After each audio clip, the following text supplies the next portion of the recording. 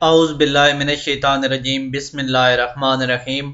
پیارے اسٹوڈینٹس، بہن بھائیوں، السلام علیکم۔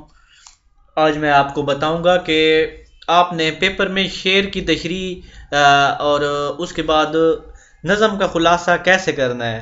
تو پہلی ویڈیو میں ہم آپ کو بتائیں گے کہ نظم کا خلاصہ آپ نے کیسا کرنا ہے، کس طرح کا ہونا چاہیے۔ ٹھیک ہو گیا؟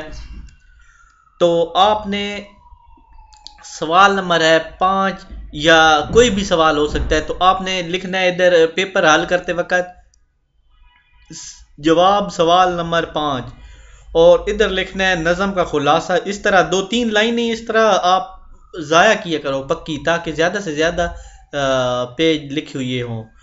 ادھر لکھنا ہے کہ کوئی بھی نظم ہوگی جو آپ نے کرنی ہے، میدان کربلا میں صبح کا منظر، ادھر آپ نے اس کا خلاصہ لکھ کے یہاں سے آپ نے شروع کرنا ہے کہ میدان کربلا میں صبح کا منظر بے حد حسین تھا۔